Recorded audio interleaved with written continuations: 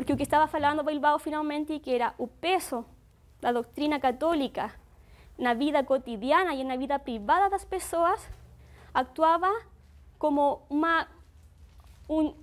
existe a palavra jugo? Jugo, como actuava como um mecanismo de coerção permanente, não? Que reproduzia dinâmicas de subordinação. Assim, ele é muito audaz, não? Quando ele fala, bom, assim como existe o Papa, existe o marido. O Papa, sostenido na hierarquia eclesiástica, estabelece um jeito de pensar e domina, de cima para baixo, a forma em que as pessoas concebem o mundo que habitam. Essa mesma lógica de hierarquia se aplica na vida privada, a figura do marido e da mulher que se deixa dominar, porque a quem confia suas penas, suas tristezas? A um sacerdote, a um cura. Então a igreja finalmente invade. E ele também mexe com as figuras de Jesus, de São Pedro. Então imagino que era isso nessa época. Bilbao, uma personagem super interessante por se alguém quer trabalhar no futuro. Tem uma compilação de todas suas obras, todos os seus escritos, em um só volume, assim, bem gordão. E se alguém interessa, eu posso passar. Só lembrando que na Biblioteca Ayacucho, que está digitalizada, tem textos do Bilbao disponíveis. Legal. Bom, a geração, então, do 42, o que faz é abrir caminhos desde o campo das polêmicas culturais, artísticas, tudo em prol do câmbio, do qual eles ainda não podiam participar porque estavam nos governos conservadores. Mas esses governos terminam sendo debilitados porque seu argumento de que o governo tinha que ser muito forte, muito centralizado, já não se sostenía por si mesmo, não? Assim como também não se sostenía a predominância que o poder clerical continuava tendo. Então, começam a decair e se estabelece, então, um novo período conhecido como a República Liberal, onde são governos justamente dessa área os que chegam ao poder. A República Liberal, então, aproximadamente 1859, 1891. Esses governos radicais estabeleceram mudanças fundamentais que são, por um lado, mudanças no ordenamento constitucional e jurídico da República. Conseguiram debilitar as prerrogativas do poder presidencial, fortaleceram o Congresso e ampliaram o direito ao sufrágio. O sufrágio era censitário, mas, é decir, quem participava era quem acreditava a renda. Em 1878, isso mudou e foram finalmente integrada a população masculina que sabia ler e escrever. Se aprovam também leis laicas, que acabam com a supervisão da igreja sobre os registros de nascimento, de mortes e de matrimônios.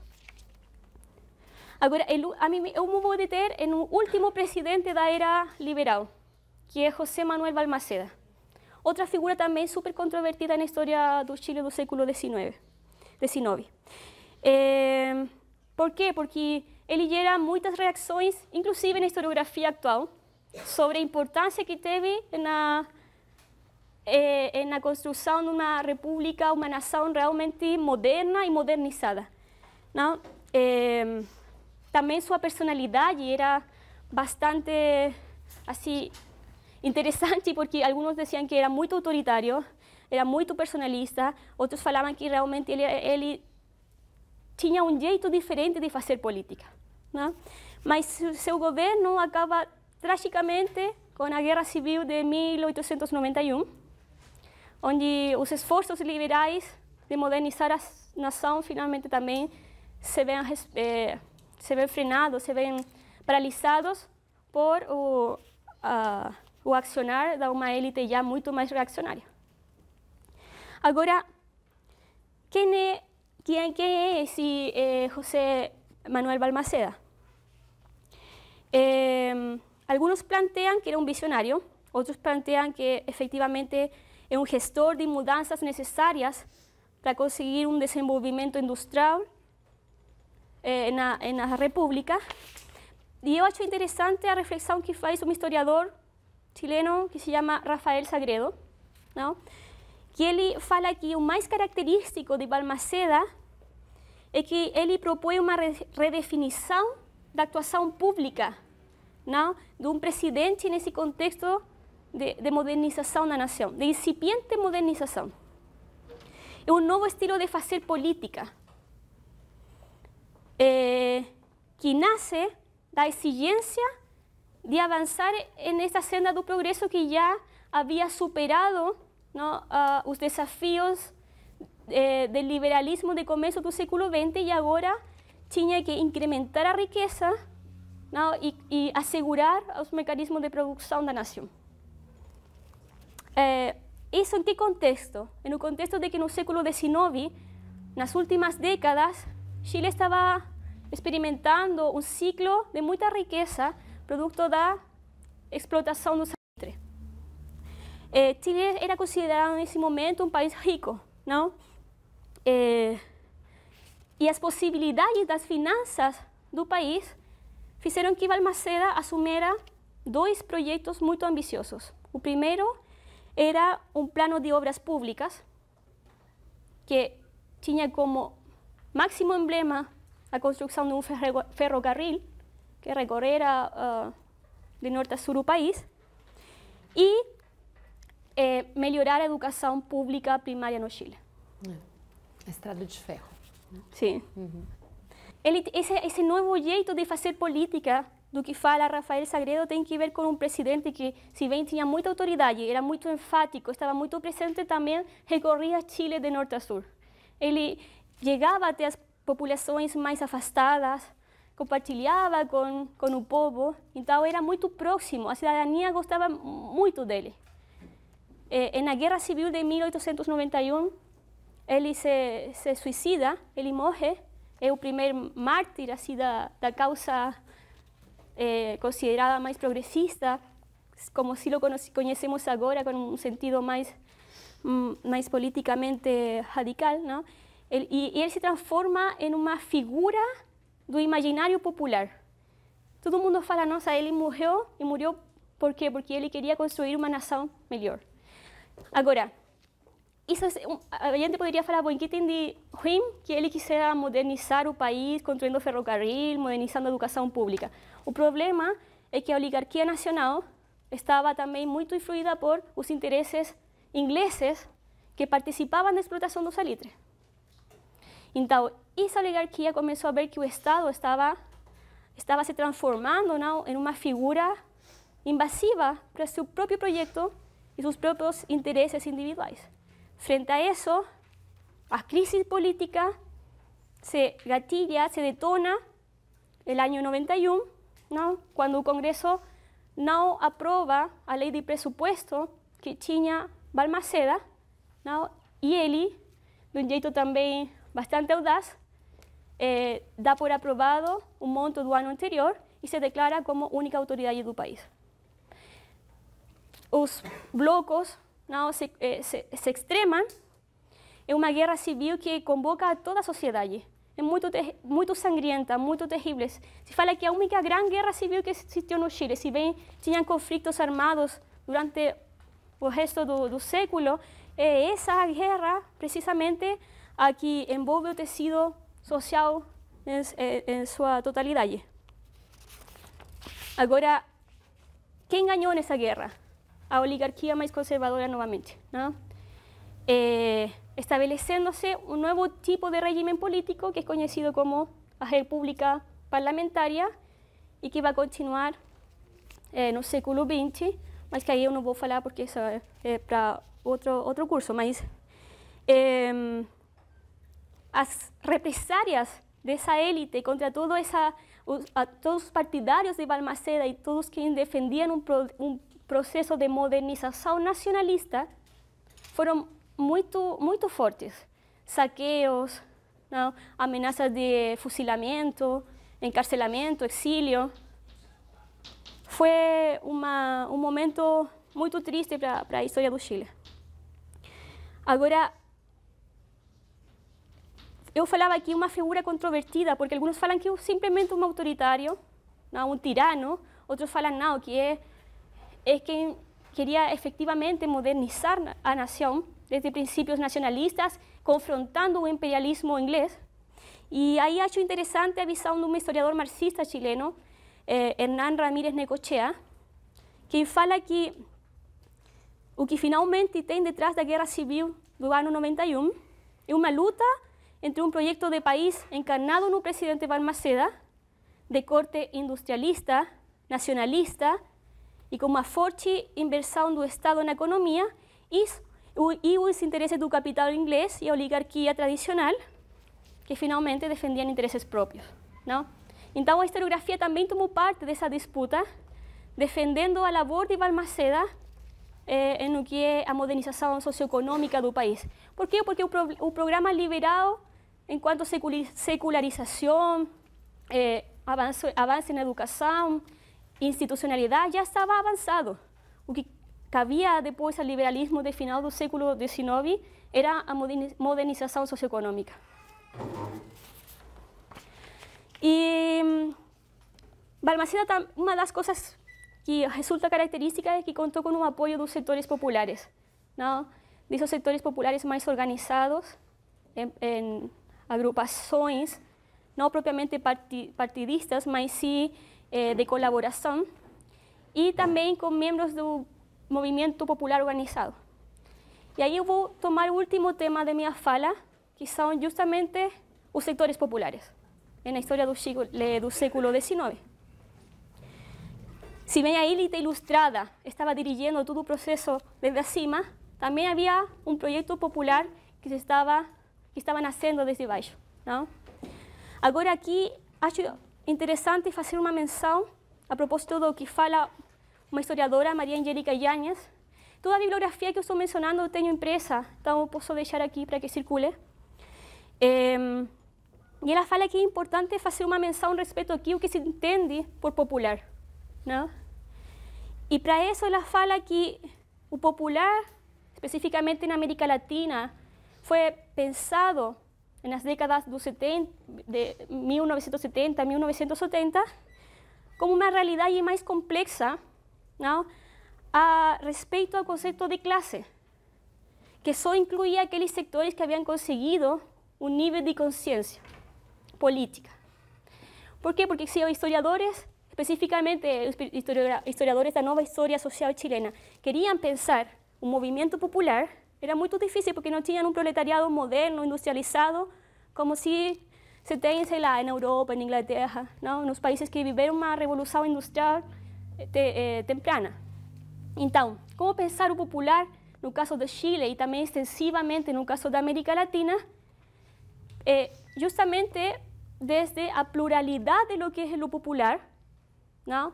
No se puede hablar de lo popular porque estamos reduciendo, esencializando uma categoria de análisis, asumindo que o popular pode ser o popular urbano, o popular campesino, e também adicionando categorias como são a categoria de raça, sexogenérica, ¿no? Etária incluso,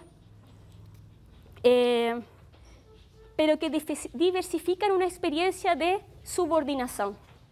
Y esa experiencia de subordinación, en el caso chileno, yo también diría en el caso de los países que vivieron la liberación de la monarquía española, incluye aquellos sectores que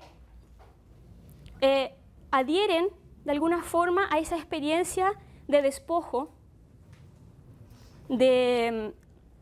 a esa condición de vencidos producto del régimen colonial. ¿Cuáles fueron los primeros que caben en esa concepción? Los indígenas, ¿no? Pero además, todos aquellos sectores sociales que entran en la noción de lo que se consideró como un povo.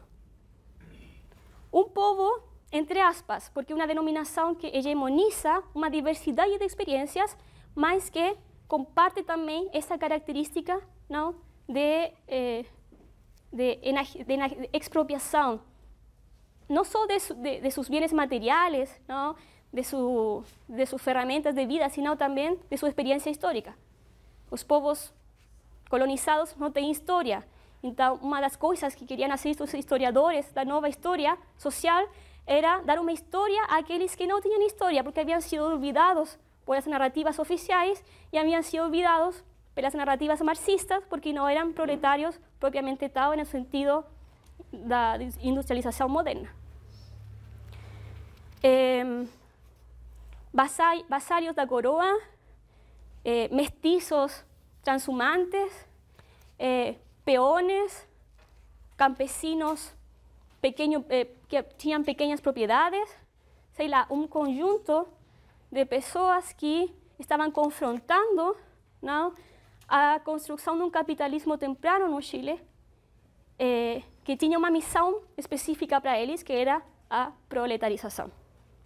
Então, esta historiadora o que faz é reconhecer a origem desse povo na experiência da dominação colonial, mas complexizar sua composição com os outros integrantes, né, da experiência da dominação que conviveram na sociedade do século XIX e que depois, com outras características, a gente pode encontrar no século XX.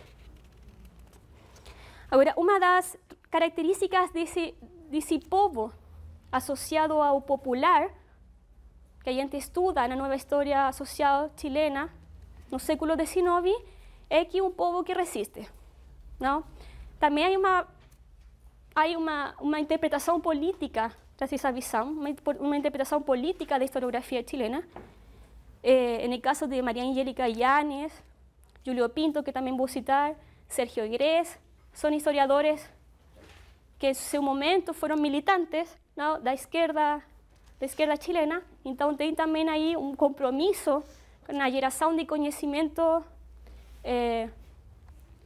militante e comprometido com uma causa política. Não? Então se trata de povo que resiste. De onde resiste? Considerando que os mecanismos de subordinação eram muito fortes, através da cultura. Não? Povo que resiste no plano da cultura e que, se a gente valoriza essa resistência, só pode compreender que povo que se constitui em uma dialéctica, uma relação dialéctica, que é justamente a dialéctica da conquista e a resistência.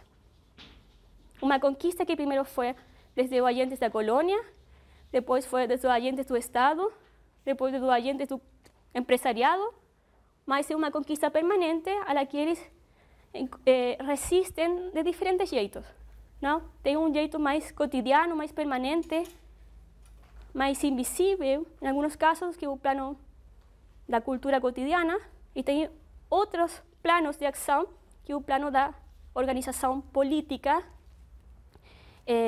que a começo é bem primária, mas que ao correr do tempo, finais do século XIX e já com certeza no século XX, adquire uma dimensão bem específica para o que é o movimento popular no Chile. Bom, no campo econômico, social, essa dialéctica da dominação-resistência se expressa na proletarização, o que começa já tempranamente, podemos pensar na década dos 80, 1880, mas as dinâmicas de despojo para que a proletarização fosse possível começaram muito antes.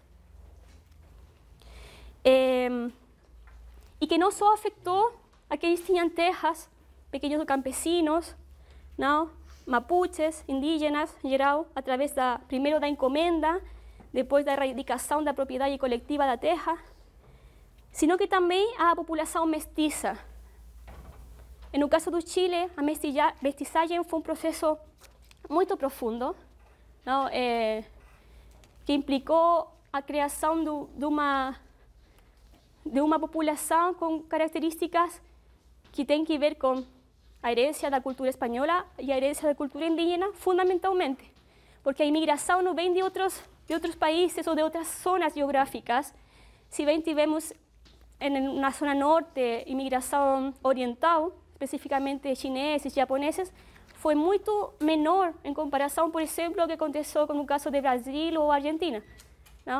Então, a população mestiça é fundamentalmente o produto da mistura da população espanhola, que chegou ao Chile, uma população masculina, e a população indígena feminina da região chilena.